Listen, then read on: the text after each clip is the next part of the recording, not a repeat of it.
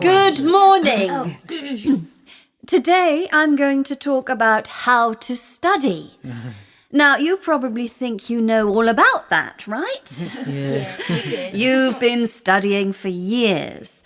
And I expect some of you are fantastic at studying, really organised and good at concentrating. But there's always room for improvement. And your exams aren't far away. So these tips are for all of you. Right, so what's the best way to study? Well, first of all, it's a good idea to have some kind of plan or timetable. This could be for the week or a longer revision timetable for an exam from 1 month to 6 months. Yes, if you're studying for an important exam, it's important to think long term. Draw up a timetable, but revise it often. If it's not going to plan, you may have to rethink it. Next, think about your environment. Make sure the place where you are going to study is comfortable, with enough light, air, etc.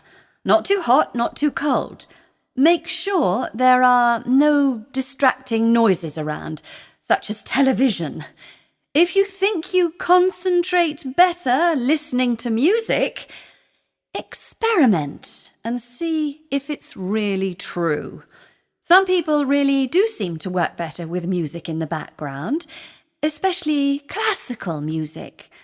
But for many people, it spoils their concentration. However, if you have to work near a TV, you might have to use headphones to play music to drown out the sound of the TV. In this case, find out what kind of music works best for you. Maybe something without words. Oh, by the way, you might think you work fine with the TV on, but again, experiment.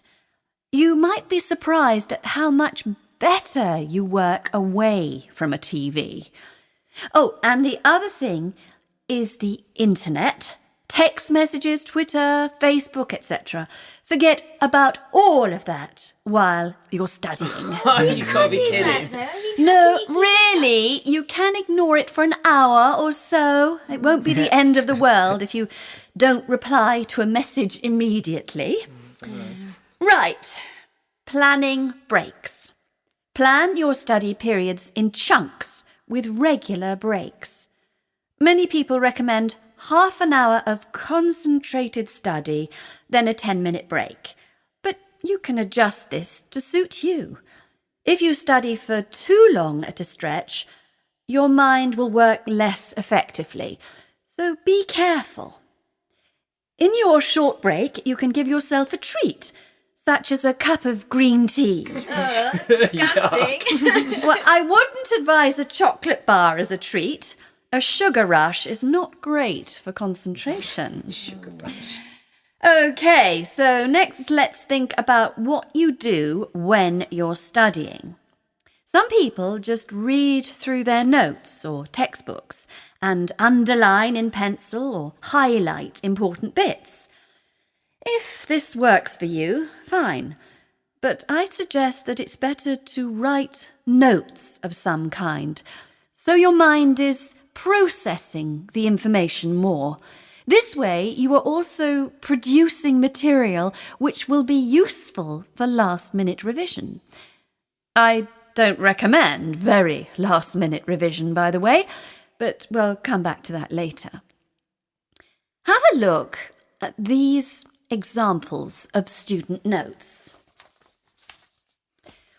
Which do you think are best? The first person has written important phrases at random. The next has a table with clear headings and boxes with notes. The next has summaries. And the last one has mind maps. You've got the main topic in the circle, then lines coming off the circle attached to subcategories. then more lines to further details. Mind maps are great for showing the connections between different bits of information. They seem to work in the same way the brain works. So, what do you think? I always do highlighter pen usually. To me, the first one wouldn't be very useful to come back to and use in the future. But the others are all fine.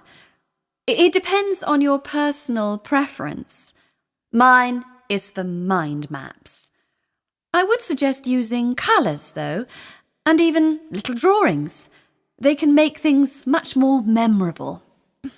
Obviously, when you are studying, the first thing to think about is whether you understand the information. And the second thing is how you are going to remember it. Let's look at some more ways of making information more memorable. This recording was brought to you by the British Council. To find others like it, visit www.britishcouncil.org/Learn English Teens.